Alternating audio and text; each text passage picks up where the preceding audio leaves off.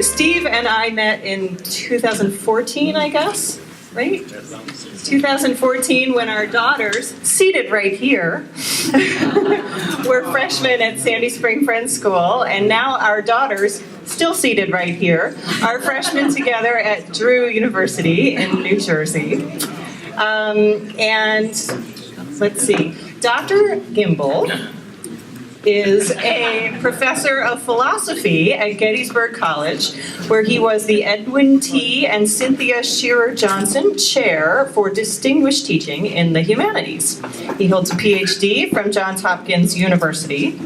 His most recent books, Einstein, His Space and Times, and Einstein's Jewish Science, Physics at the Intersection of Politics and Religion, have been reviewed in the New York Times, the New York Review of Books, the Washington Post, the Wall Street Journal, the Guardian, the Times of London, Tikkun, and Scientific American. His forthcoming book, Isn't That Clever? A Philosophy of Humor. That's the title, not a description. Philosophy of Humor and Comedy. Steve's classes at Gettysburg College include his first-year seminar, Einstein in Wonderland, Physics, Philosophy, and Other Nonsense. Another course called From Aristotle to Einstein, Philosophical Investigations in the Philosophy of Space. From Zero to Infinity, Philosophical Revelations in the History of Numbers, and Wrong Science, Bad Science, and Pseudoscience. And if that doesn't make you want to hear what he has to say, I don't know what will. But today he's here to talk to you about humor, which is great because with all of that buildup, you might guess that he's an interesting guy, but he's also a really funny guy. So here I am honored to introduce Dr. Stephen Gimbel.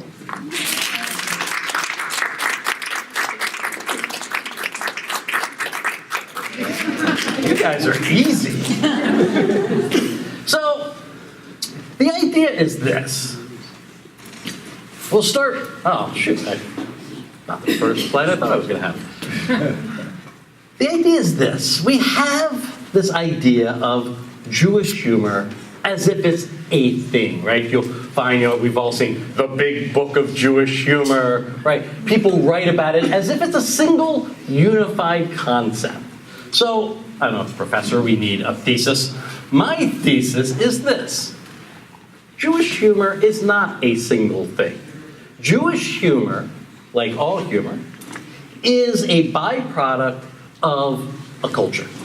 Right? It comes out of people, and people live at a place at a time. What I want to argue is that if we look over the course of the 20th century, there are 6 distinct phases of Jewish comedy which correlate with the place that Jews held within the Jewish community, within the American community.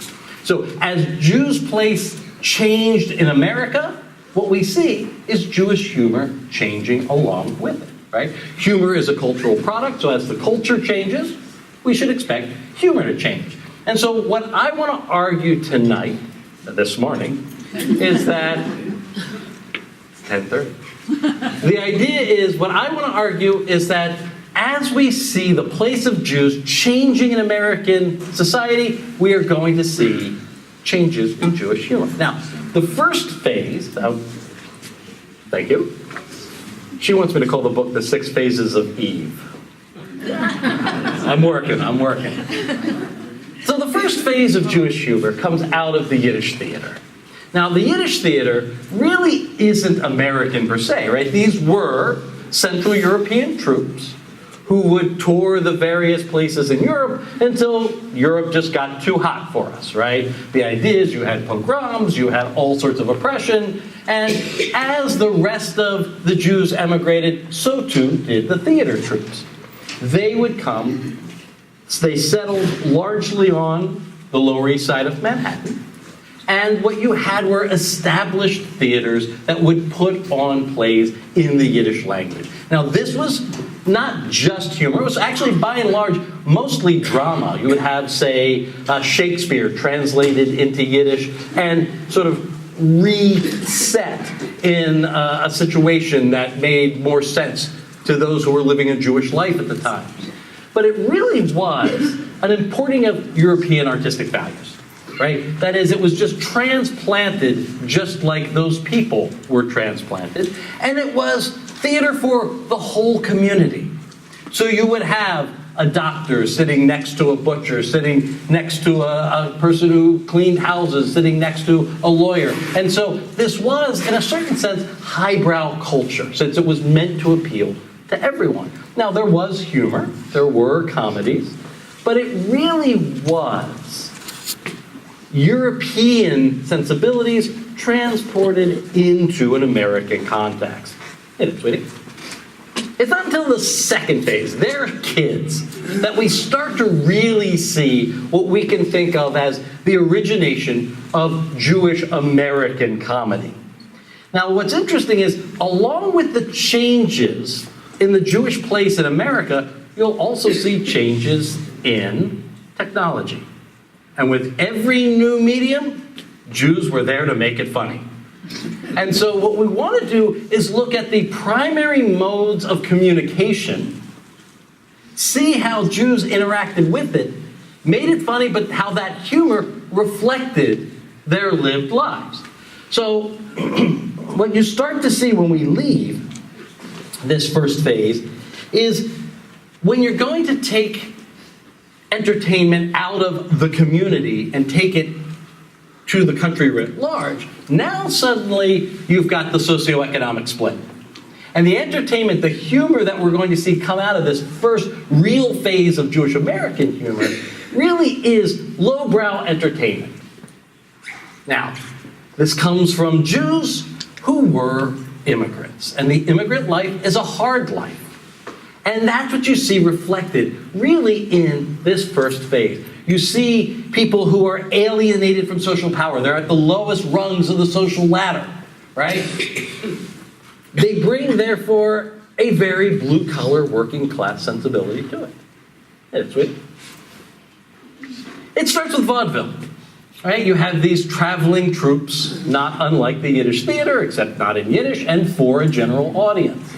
They would play in every little town along the railroad tracks, right? Everybody had an opera house, but it was by and large lowbrow entertainment, and a significant number of these vaudeville performers were Jewish. How do you distinguish between highbrow and lowbrow? Oh, there's a Marxist question for you. So we could think of it in a certain sense as one being for entertainment value and one being for an expression of artistic cultural. Now, that's not to say there is no cultural value in mere entertainment. I think certainly there is, and it's really only been within the last 20 years that we've seen serious academic attempts to make sense of, entertainment writ large. But there is, when you have to dress up and wear a tie, that you're going to the theater, as opposed to, we're going to go down and see a movie.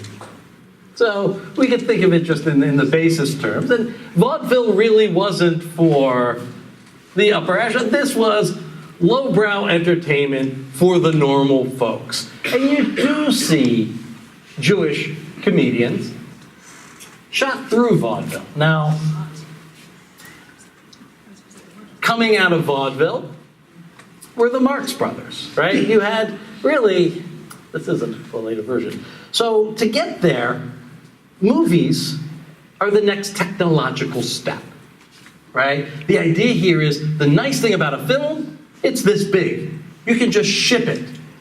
Put it on the projector, it's good. You don't need a whole troupe on the train. You got to put them up in hotels. So what we see is this move from vaudeville, and a number of the vaudeville performers became your Jewish comedians on film, right? Before the Marx Brothers, the Three Stooges, right? Very much at the time. Now it's sort of trivial. The Three Stooges were Jewish. But to the audience then, it would have been obvious. And so what you see with the Three Stooges is this very sort of blue-collar sensibility, right? There's often a split. How many people enjoy the Three Stooges? How many people don't?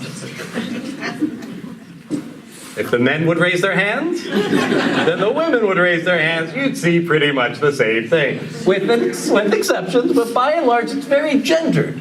And the question is why? And part of it is that what you see in the Three Stooges with their physical comedy really is, a sensibility that is tied to the immigrant lifestyle. Life is hard. And if life is hard, the comedy is going to be hard. And if you think about both the Three Stooges and the Marx Brothers, who gets it? Well, pretty much everyone, but especially anyone with authority, anyone with power, anyone with wealth, right? The idea is you have humor generated by this odd juxtaposition of upper class, lower class. People who don't belong there suddenly put into these high occasion social events, and hilarity ensues, right? And the idea here is what you see in the Marx Brothers and in the Three Stooges is Jewish humor as anti-authoritarian chaos, right? Jewish comedians are agents of chaos who are going to take this social structure that's oppressing them and they're just going to tear it down. Now, the Marx Brothers are Jewish, and despite the fact that Chico plays an Italian, which is really interesting sociologically, right? Because the Jews and the Italians come over at the same time, so they're both the immigrants. Why would he shift immigrant group when they're occupying the same place on the social ladder?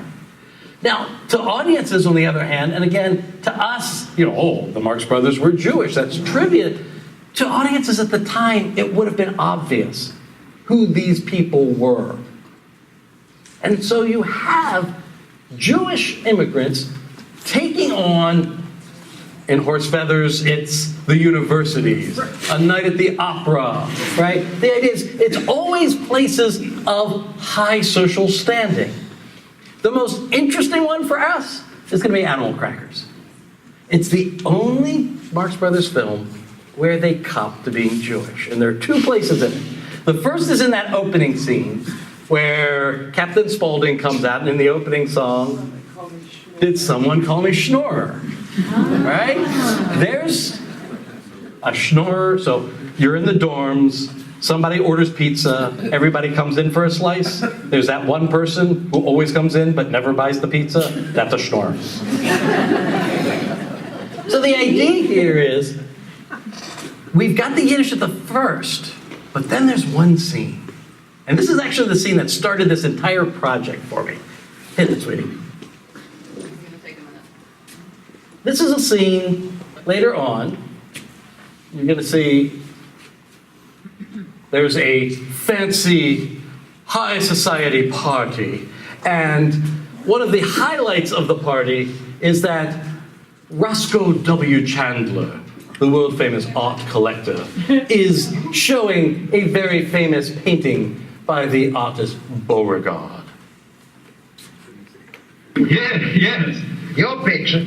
Yes, my picture. Well, it don't look like you. Hey, wait.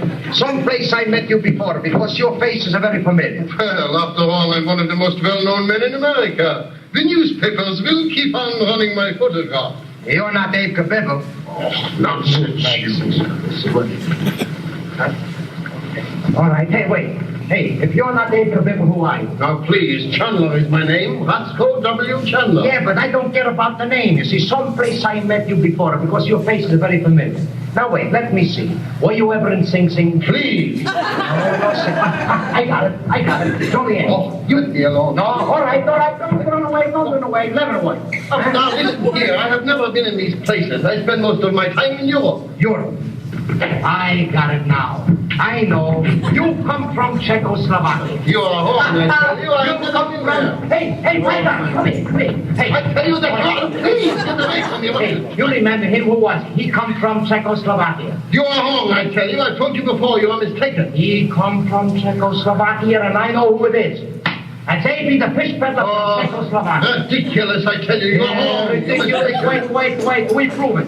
He had a birthmark, remember? Oh, please, On the arm, on the leg, on the foot, on here, on the butt. Oh, there it is. Look, there's the birthmark. All right, now listen, Davy boy. the fishman. I confess, I was Davy the peddler. Well, how did you get to be Roscoe W. Chandler? Say, how did you get to be an Italian? Never mind. Come on, here, boys, for heaven's sake, don't say anything about this to anybody. And I think we can come to some agreement. Some arrangement which will be mutually satisfactory, yes? Money. Shall we say $500? Pike of $500. Well, that is all the cash I have with me. $500. Well, all right, then tell you what we do. We'll take your IOU. I have given you my best offer, and that is all you will get. That's all you give? Yes. Hey, beat the fishman. Hey, beat the fishman. Hey, beat the fishman. Please, quiet. Stop, please. Now come here. Now listen here. I have here a check for $5,000. Now I give it to you. Yeah? Hey, is it good? Well, of course it is good. Who would give me a bad check? I would. See if it's good.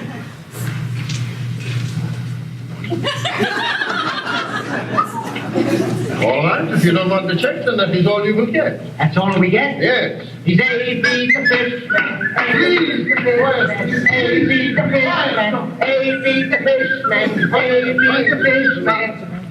Here. My tie. There is my tie. Nothing but a pair of thieves, that's all. I get it a time. Well, what do you got? The point.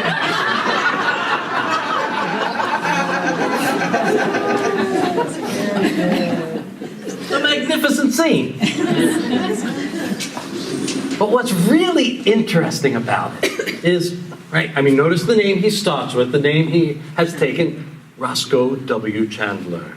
Can you think of a more Goyish name, right? But what's his real name?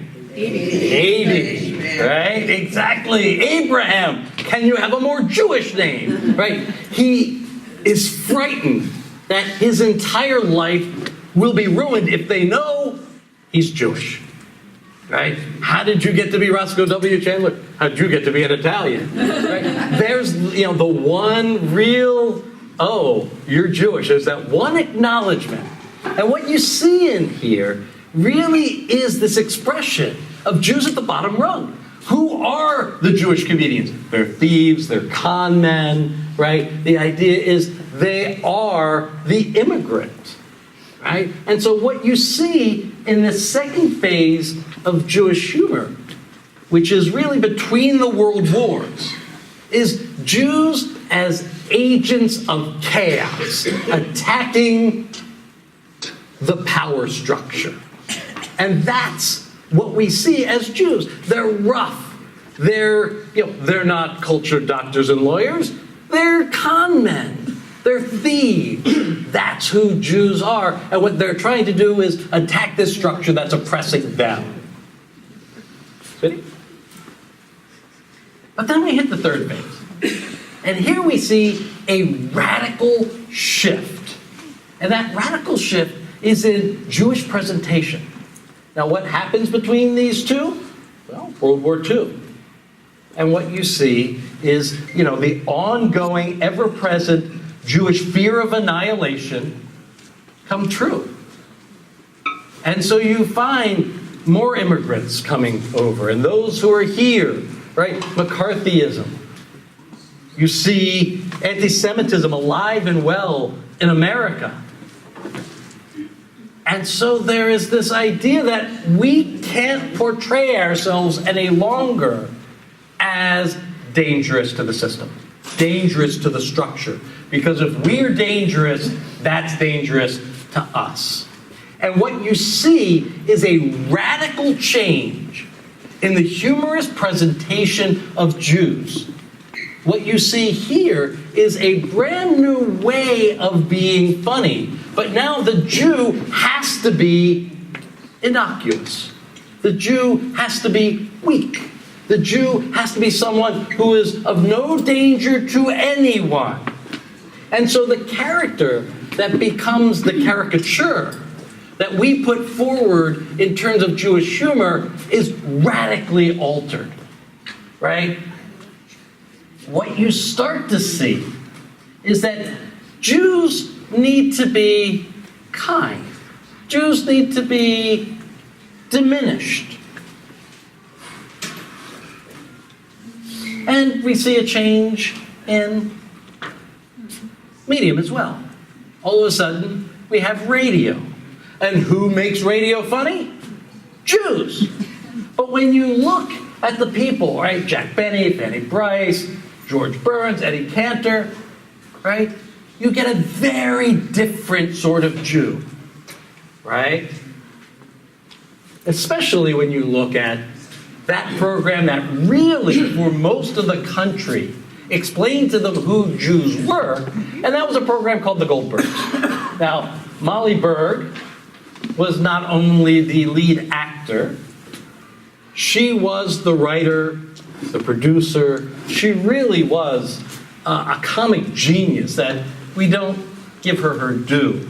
And it started as a series of shorts that turned into a show unto itself called The Goldbergs. You have a Jewish family in a tenement in Brooklyn, and it's their day-to-day life. And what you see is this sort of sweet, endearing group of Jews just living in America. They're silly, they don't quite fit, but they're kind, they're gentle, they're good-hearted. But what's interesting is Gertrude always made sure that the show was explicitly Jewish. So on the high holidays, they would bring in a cantor to sing. They would explain Jewish rituals. And so she never shied away from presenting full Judaism. But at the same time, this is a wonderful quotation from her, I was always mindful of political safety. I avoid anything that will bother people. Unions, fundraising, Zionism, socialism, intergroup relations. I keep things average. I don't want to lose friends. So we'll put ourselves out there as Jews. We'll just make sure we steer away from anything leftist, anything dangerous, anything controversial. Look at us Jews. We're okay. We're safe. You then see Jewish comedy for Jews coming out of the Catskills, right? And these people, isn't that a great picture of Joan Rivers? And what you see is this is sort of the launching pad for what we think of as the golden age of Jewish comedy, right? We start to have stand-up comedy now developing as an art form, and Jews are right there at the forefront. But what kind of image are these Borscht Belt Jewish comics giving? Well, hit Henny. Henny? Please. Do we have that, Henny, young man? Yeah. Go there first.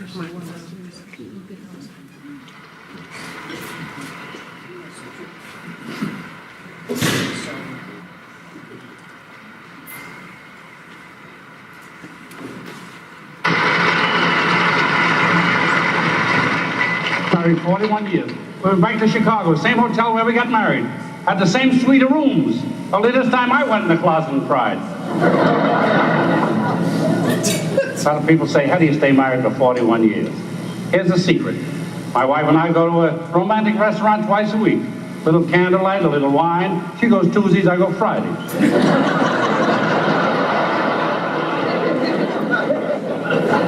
My wife hates housework. I bought electric iron, electric dishwasher, electric dryer. She said, too many gadgets around, she had no place to sit down. What did I do? Bought her an electric chair.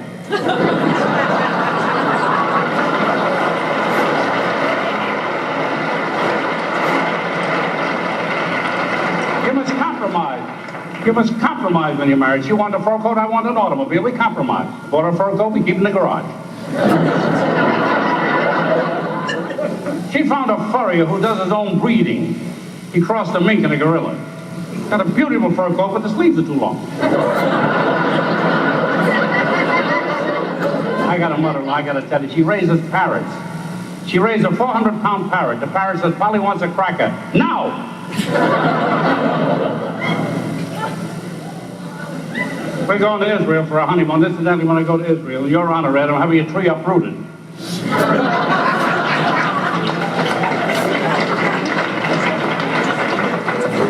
There's 2 Israelis want to knock off Nasser. They want to kill him. Now watch him every day for a month. Nasser passes this restaurant 12 o'clock noon. 1 month they watch him. Every day he passes there. Now they're all ready with the bazookas, the guns. They got everything ready. 12 o'clock Nasser don't pass. 12:30 Nasser don't pass. 1 o'clock Nasser don't pass. So one Israeli says to the other one, "Gee, I hope nothing's happened to him."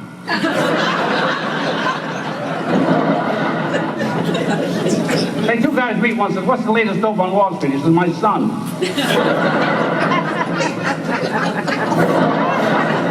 A man brings his boss home for dinner. Woman lets him in. He says, "Was that your wife let us in?" He said, "Would I hire a maid that ugly?"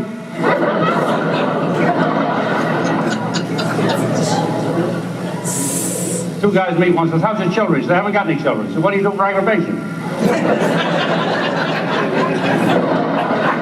Little old man gets hit by a car. The cop props him against the wall, covers him up with a blanket. He says, "You comfortable?" He says, "I make a nice living."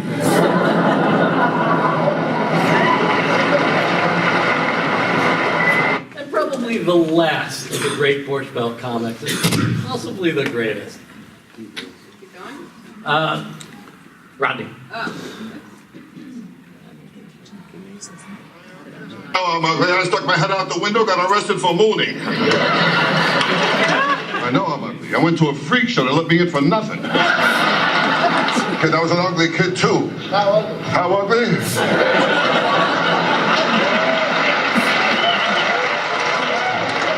I was so ugly, my mother breastfed me through a straw. Tony, my proctologist, he stuck his finger in my mouth. This don't mean nothing, man. I got a niece, an ugly girl. She got married. She's happy. She married an ugly guy. Right. Today they got 2 very ugly kids. Ugly. In fact, they're all so ugly in a family album. They only keep the negatives. This girl was fat and ugly. Ooh, was she ugly? Ugly. How ugly? I took her to the beach. They asked me what I used for bait.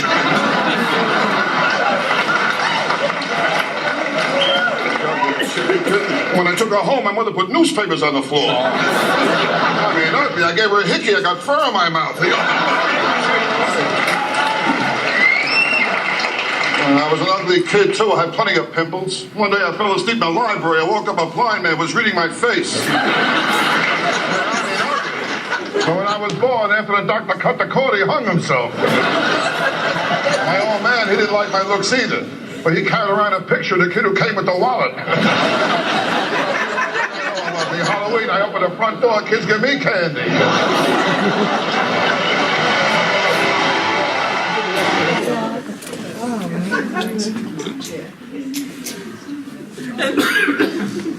So what you see with both of these, especially with Rodney Dangerfield, is this idea of, Jews always sort of being lesser than.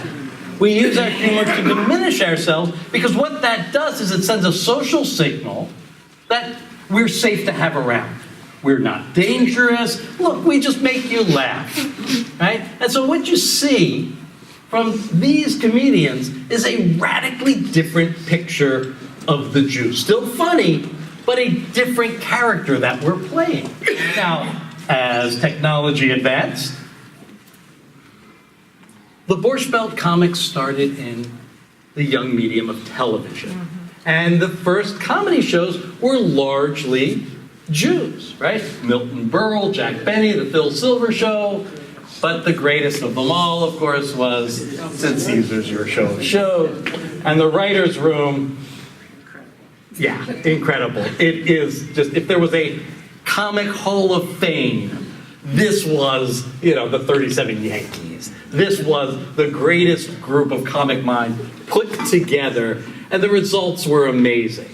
And so what you have is a really interesting interview with Neil Simon about the writer's room. And what he argued, which was really interesting, was that in the early days, television sets were so expensive, virtually no one had them, except, doctors, professionals. He said, as a result, no one was watching us. And so we could just write comedy for us.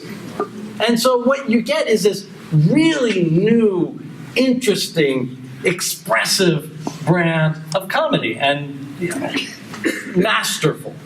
But what comes out of it is really interesting. So you have these young writers, in Sid Caesar's subsequent show, after your show of shows. One of his writers, of course, was Woody Allen. And so what you get coming out of Sid Caesar's work is this new generation who are either like Mel Brooks, who fought in World War II, or Woody Allen, who grew up as a kid during World War II, right? You have not only sort of the previous half generation's concern about the Jewish image, you have this sense of the Holocaust deep within just the core of everything they think. And so what happens when they launch on their own is what I want to argue is the next phase of Jewish comedy, which is phase 4, what we could call Jewish pride humor. And the idea here is that you've got people in a context that's slightly different. They're not feeling as concerned anymore. They are much more a natural part of the fabric of American society. Jews are assimilating. But while they're assimilating, they're still holding on to their Jewish identity, but the anti-Semitism isn't quite so virulent. They're not so worried. And so now they're able to look at what happened during the war as a thing in the rearview mirror. And if you want to look at what they tried to do to us, the greatest revenge we could have is still being here. And what they wanted to do in this shift is now proclaim their Jewishness. That is, by publicly saying in films that run all through the country, Jews are still here. That's the ultimate revenge. And so what you get is a very different sort of picture of Jews in American society.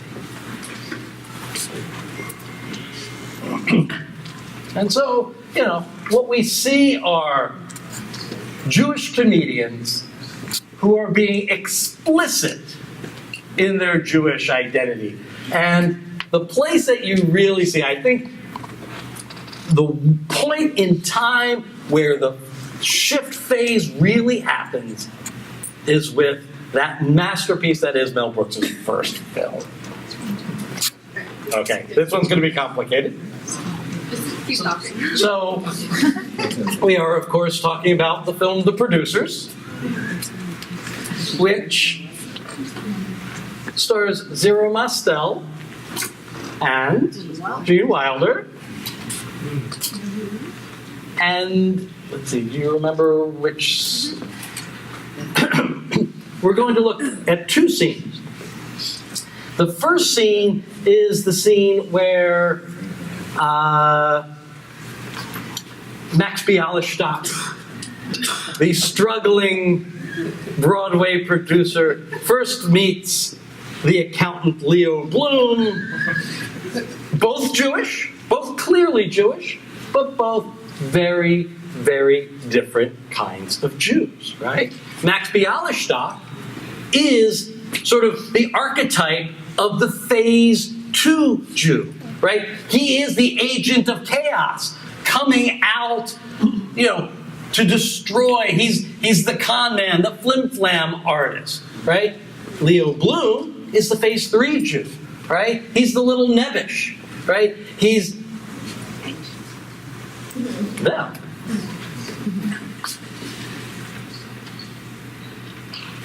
"50 years later, it's still that funny." And so what we see is this new phase of what we can call Jewish pride humor, which is putting it right out there and making fun of the fact that we're still here. Now what's interesting is the next transition, which really is one in which in phase 4, right, what we see with Mel Brooks, Woody Allen, is the Jewishness is front and center. It's the Jewishness which is really used as the linchpin for the comedy. But in the next generation, right, when we're looking at baby boomers and Gen Xers, right, now you have people who grew up far enough away from World War II that it's just not in their direct experience. They are still Jews, but they feel fully American, right? The assimilation project really has succeeded. And so what you see in the comedy coming out of these people is something very different. It's still Jewish comedy, but it's comedy where the Jewish life is mainstream. Nope. Right? And so you find people, the Jews in comedy now, they're American, but they also have a Jewish identity. So they have one foot in each place, firmly in each place. And as a result, what you find is Jewish humor as cultural criticism. They're now safe enough to point out flaws and problems in American society as Jews without the fear of being othered, of being alienated, of being persecuted for it. Next slide or the videos. Next slide. And so we can see it both explicitly and implicitly.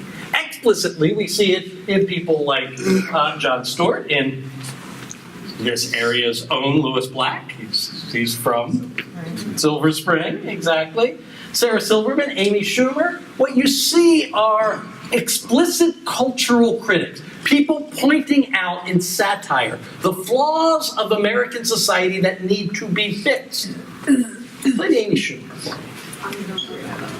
All right. Well, we can hope. No, I don't. What is it? I'm sorry. All right. Well, Hold on. Hold this. people seen the spoof she did about Friday Night Lights? Yes. The football? Yeah. And So there, on a previous slide, I think there was a picture of Lenny Bruce. yes. Yeah. So Lenny Bruce seems to me more phase 5 than phase 4, but you put him in phase 4. Perfectly fair. He's one of those interesting characters. And I think, there are certainly forerunners of Phase 5 that you can see in a number of figures. What you see in Lenny Bruce is there are so many sketches he does where he is pulling, the genie in the candy shop, or the two Jewish theatrical agents who cast Hitler. So there is really that sort of explicit Jewishness being brought forward, but you're right, I think he certainly is a forerunner of the sort of cultural criticism that you might see in, say, a Tom Lehrer.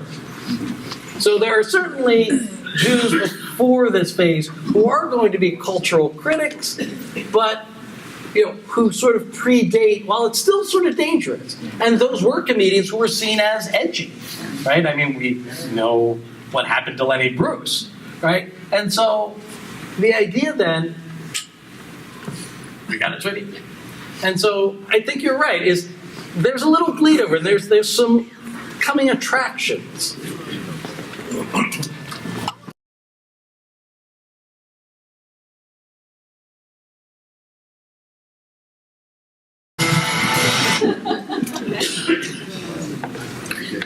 And so here you have Amy Schumer clearly playing a Goyish character, right? But what she's looking at is toxic masculinity, rape culture in America, right? What we have is a Jewish comedian who is doing mainstream cultural criticism.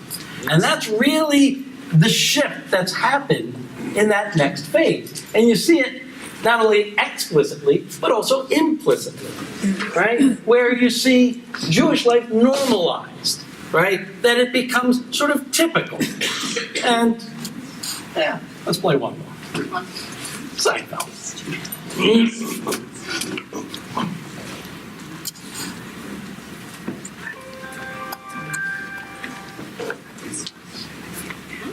Go.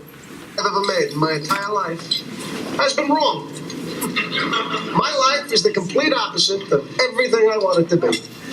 Every instinct I have in every aspect of life, be it something to wear, something to eat, it's often wrong.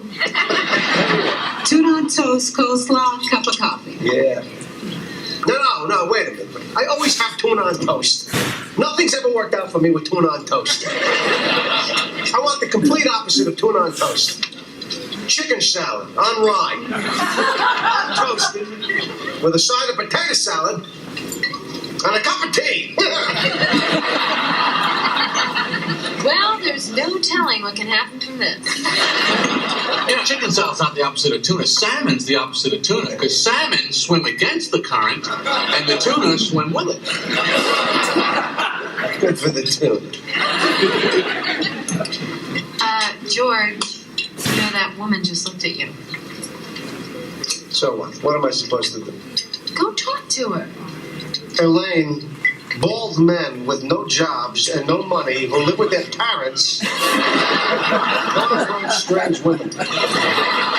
Well, here's your chance to try the opposite. Instead of tuna salad and being intimidated by women, chicken salad and going right up to them. Yeah, I should do the opposite. I should. If every instinct you have is wrong, then the opposite would have to be right. Yes, I will do the opposite. I used to sit here and do nothing and regret it for the rest of the day. So now I will do the opposite and I will do something.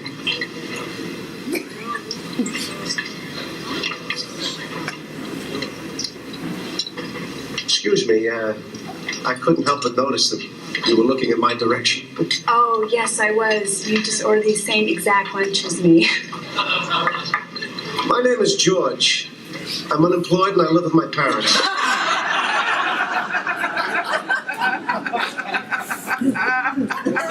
And so again, what we've got now is a much softer form of cultural criticism, but one in which Jewish life is now portrayed as normal American life. Now what's interesting is we've hit a sixth phase, what I call the Ishtem. And the idea here is, in a certain sense, we've closed the loop. Where Seinfeld was sort of the ultimate sort of out there national phenomenon, now Jewish humor is once again like it was in the times of the Yiddish theater of by and for Jews. What has happened with the internet now is it's allowed these very small insular communities to once again form. So online, we can go back to the Lower East Side, where it is just comedy of by and for Jews. Now, comedy online tends to come in two forms, right? The videos and the memes. It's Mad Bench for it. Well, here's a meme.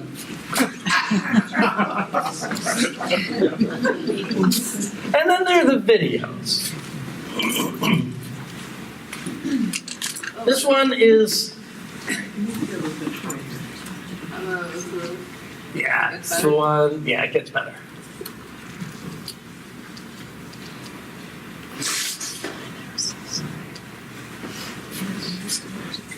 This, of course, is not it.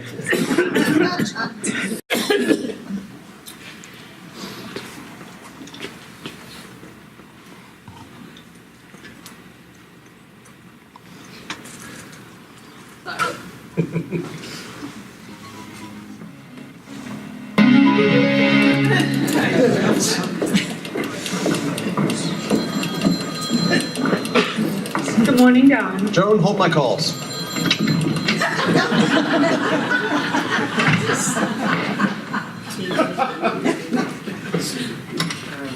Can I come in? Do I have a choice?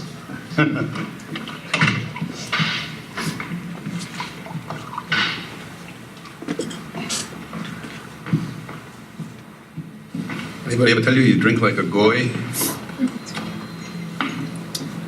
I don't like our clients. What's to like? They're all Jews. L'chaim. L'chaim. I thought we were done wasting our time with nonprofits. This is a big one. Anti-bullying. You'll do great. Ah, come on. I'm sure you can give us some kind of deal. We're a nonprofit. I'm sure if you review our rates, you'll see you're already getting the nonprofit discount. Ah, here's the man. Don Dreyfus. Steve, Mark, let's jump right into it. Bullying. It's a big problem in America. No one likes it. Most of us have been on the receiving end at some point or another. It gets better. That's been your slogan for over a year now. Now, with all due respect, while it works beautifully in the Goysha market, it doesn't hit home for Yanko, an 8-year-old in Brooklyn whose lunch money was stolen again. It gets better is optimistic. Looks to the future, to a brighter tomorrow. Your uncle could be dead tomorrow. It gets better when you die? I don't think so. We've been through a lot. Let's face it. It doesn't always get better.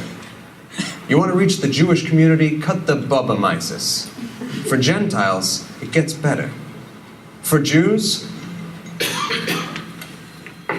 it could be worse.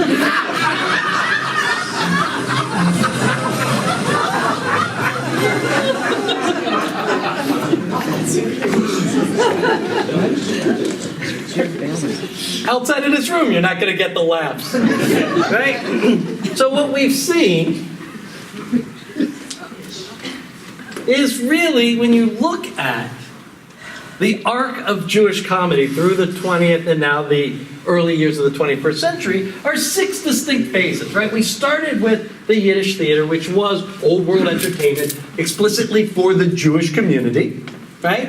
Their kids start with the Jewish immigrant humor, Jews as agents of anti-establishment chaos. In reaction to the horrors of World War II, you see the ship with Jew as friendly nebbish, right? Emerging from that, you find Jewish pride humor, flaunting continued existence as revenge. We're coming out of what I would refer to as the 5th phase, Jew as cultural critic, and what you're starting to see now, in a certain sense, goes back almost to phase 1, which is once again comedy of, by, and for Jews. And with that, I'll say thank you.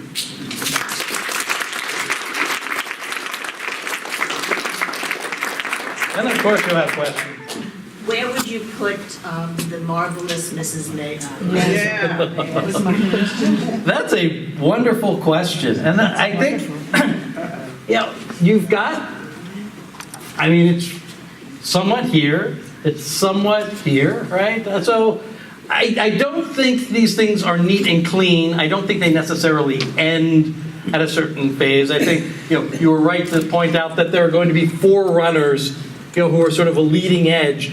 But I do think that you're going to see these things peak and valley. So I think you're right. You would think of that. If I may ask Please. a follow-up question. This Palladino, who is the writer and creator, do you know anything about her background? I do not. She did Gilmore Girls. What? Totally. Your daughter? She's famous for a very popcorn style of writing, so similar to Aaron Sorkin. It's a good thing I brought her. She also has a very idealized world. Very idealized. Right.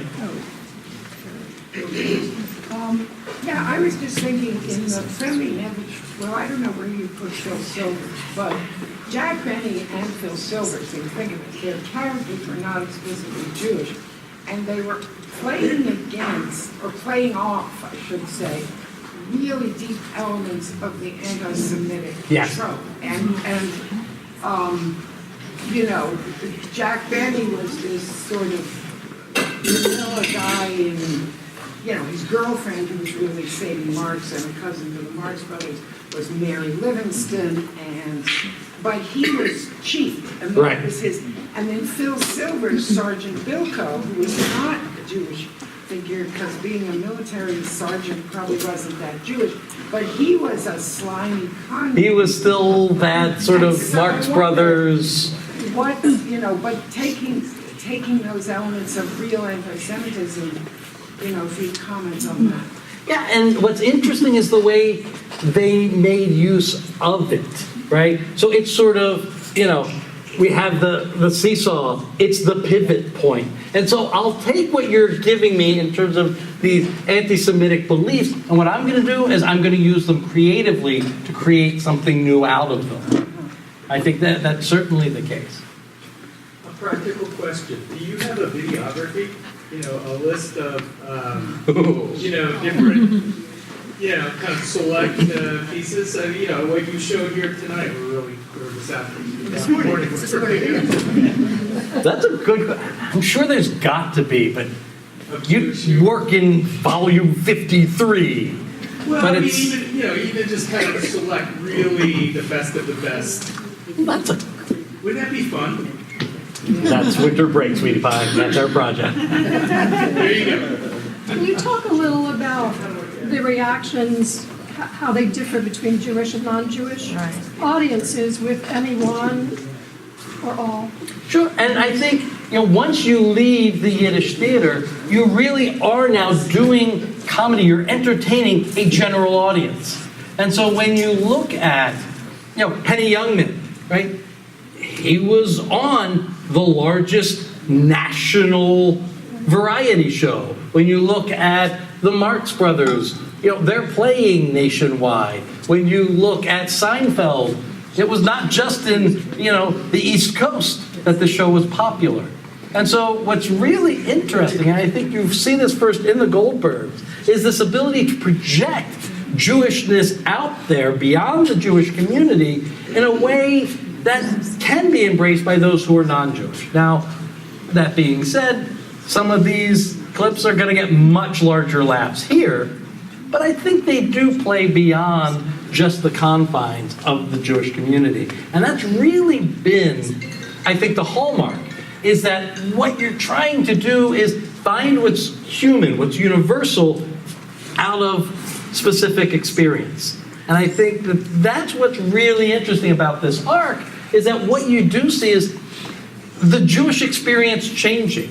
My experience as an American is very different from my grandparents' experience as an American. And so the comedy that my generation produces is going to be different. Hopefully not of a lesser quality. I think we've seen great comedy throughout, but clearly I think coming from a different place. Oh, we've got so many. You had said at the beginning that it would have been obvious at the time that the Marx Brothers and the Three Stooges were Jewish and not now. Why? Why would it have been obvious then and it's not to subsequent generations? Because at this point you have assimilation to the point where Jewishness isn't as obvious to a general population in the same way that if you think of who are the immigrants, right? Now we think Central America, right? We think, and those people, if you turn on certain news channels, they're the ones being vilified. Those images. Jews have been less othered. And so the idea is that we're seen to a certain extent as white. And so that distinction isn't as sharp as it would have been when we, that generation coming over, were the danger to the society. And so the idea that you look and you see those people. Whereas with Seinfeld, are they Jewish? Well, George Costanza, not a Jewish name, but clearly when you look at who the actors are, when you look at the engagement, it's a very Jewish model. I have another question related to that. Did other immigrant groups, like Italians, particularly Italians, do the same kind of lowbrow humor? Sure. I mean, there are certainly some, but it's less pronounced in other cultures. That's what's really interesting is, for us, for whatever reason, humor is one significant way we contribute to the culture. And why is that? Well, there are a number of people who make different sorts of explanations for it. One says, well, look, we have a Talmudical tradition which leads to seeing things from multiple perspectives. That is the precondition for humor. Others locate it more sociologically. Some try to locate it biologically. I don't know that any of those work. But it's certainly clear that there is value to humor put in this community.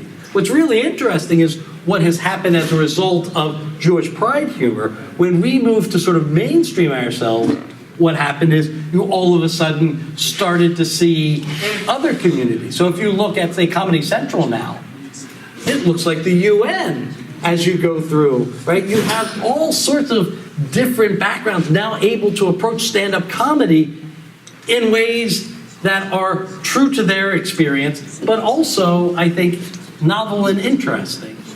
So, yeah, I think that's the case. I think we had a hand here for a while. So even though these phases differed from one another, there was a commonality, the way I saw it, the self-effacing. Even if it's making fun of the culture like Amy Schumer did. Now, we've got a big hit guy named Stephen Colbert. Mhm. He's not self-effacing at all. It's always, he's very, very funny. And Catholic. I'm a big fan, but I see, yes, he's Catholic. Is this part of Jewish, always part of, whether making self-effacing Jews or the culture, Amy Schumer, is that always part of Jewish life? I don't want to universalize it because we could certainly find cases of Jews who weren't. So, the Groucho Marx characters were often Colbert-like in their sort of projection. Phil Silvers, again, not necessarily self-effacing. I think there's certainly a trend there. And I think, especially in phase 3, it really is brought out. I think, you find it in comedy generally. I can either make fun of you, really, those shoes, or I can make fun of, they're fine shoes, I adore them. Or I could change my level. And I think you're right that in much Jewish humor, there is Richard Lewis, right? There is that sense of pulling myself down as the clown for you to laugh at, while expressing something universal. And so while I think it's present in much Jewish humor, I don't want to say it's necessarily always there, because that's, when you get those universal claims as a philosopher, some other philosopher's going to go, well, what about? Oh, you got me. And I think it's there for a reason. As outsiders, we've always been worried about annihilation. And so there's always that sort of humor as protection. Yeah, can you explain, it seems, phase 6 seems counterintuitive to me, because we all grew up with the end of Vaudeville and all of that. My grandchildren, that's relegated to the dustbin of history. And so I'm sort of wondering, where does that go as we disappear? I think that's a fair question, but I looked over here, and these two had tears in their eyes at the early stuff too. Funny is just funny. So hopefully, the dustbin now maybe, But on your understanding laptop. that, it could have been worse. It could have been worse. It becomes less likely in our grandchildren. I think there's something there, and I think this is always the fear with assimilation, is that we lose the Jewishness, and therefore we lose the context in which the humor was created. After Charlottesville, maybe the humor's okay. I'm going back to the comment about the Italian humor or other immigrant humor. I don't know anything about that, but it does seem like there's a lot of overlap with African American humor. Right. You could put Richard Pryor and Bill Cosby and Amos and Andy and following a lot of the same trajectory. Have you looked at that? Yeah, there's a wonderful book by a man named Leon Rappaport, who argues that American humor is the combination of Jewish and African American humor. And they are, if you trace them through Mom's Mabley and Red Fox, you do find, again, different cultural expressions because of a different other culture. But I think you're absolutely right, is that we were, for a while, the two dominant outside cultures who thereby produced the entertainment, some of that entertainment being comedy, and you have, what Rappaport argues is that American comedy is the combination of those two. And I suppose there is no greater example of the two brought together than, of course, Blazing Saddles, where you have Mel Brooks and Richard Pryor as the writers. And then it's not like Blackish. I mean, it's all. yeah. I think it's certainly, when you do a sort of anthropological look, our experiences have been different, our trajectories have been different, and I think you're right, that humor is a cultural creation, and it is going to reflect, so I think you're right, the same sort of project absolutely could be done with African American comedy. I just want to underscore your last point with a little example of the revival of Yiddish, Neo-Yiddish culture in this. It's not necessarily humour. This afternoon there's a klezmer dance workshop, and it's at Addis on Connecticut Avenue. It's open to all. There's an instructor to teach people klezmer dance. There's a very good little klezmer band. Won't say who's playing in it. If that sounds like a shameless plug, it is. Okay. It's not really. It's just an invitation. Now that you've put everybody in the mood, that's available. If anybody wants to show up and do some klezmer dance, it's at 2:00 at Addis this afternoon. And I think that goes back to the original point there, which is that there is sort of a longing in those who have lost it to regain some sort of authenticity that should be a part of us that's been taken out of us. So I want to challenge you to ask whether there is going to be a phase 7. You made reference to Charlottesville. Let's put Pittsburgh, hate crimes, the sense in America that maybe we're not in as safe a place as we used to be. Do you see us morphing back to the place where there might be some need to be safer and more nippishing? I'm going to predict. I'm going to do the lottery numbers before I do comedy. I think that's a fair question. And, I think the basic thesis here underlying everything is that what you see is a projection of cultural place. And you're right. Things have shifted in the last couple of years. We're no longer in the place we thought we were. How is that going to play out? I'm watching MSNBC too. We'll see. Can you talk about the role of name changing in all of these phases? I think that's perfectly fair. And it was common, especially in Europe, to convert and change your name. And I'm glad we were able to get the connection here. I had originally taken a number of these clips off of YouTube and made them into MP4s, and I just felt dirty taking Jewish comedy and pressing a button that said convert. Very good. But at the time, being a Jew was dangerous to your social standing. And then it was dangerous to your career, so you had to change your name from Melvin Kaminsky to Mel Brooks. I don't know that that's the case anymore. That, again, I think assimilation is to the point where it's no longer dangerous. People aren't looking for the easy-to-remember name as a hook. So it certainly, I think, was a symptom of the disease that is anti-Semitism. But I think it's in a different place now, so you don't see the same thing. But remind us of Jon Stewart's birth name. Which is? John Leibowitz. There you go. So also, my relative is Leo and Ben Gorsey. And, that's always been the pride of our family. I mean, that's my uncle. Leo Gorsey was raised Catholic. And I didn't really find that out until I picked up his biography. And, my family is as shtetl Orthodox Jew as there can be. When the synagogue moved from where my grandma could walk to it, well, that was it. She couldn't go to synagogue anymore. So have these other comics also converted, do we know? That we claim as Jewish? I think a lot less so. I mean, we'd have to go case by case. But I think at this point, it's no longer dangerous to explicitly be Jewish. And so I don't think you see that as much anymore. Has anyone who hasn't gotten your hand? I just was curious, looking back at the producers, was there pushback at that time in the Jewish community? I can't remember at all. Was there? What was the? I have a little story that.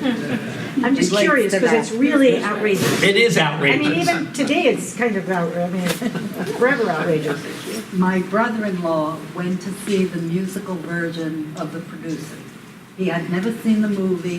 He had no idea what it was about. He fell asleep, but woke up at the Hitler scene. He was so offended. He got up, he walked out, Mel Brooks was in the back.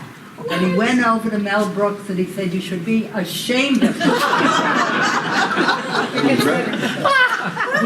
He then took out a full-page ad in the New York Times. I guess that's the answer to my question. He got a lot of responses to his ad. Some agreed with him, some did not agree with him. So,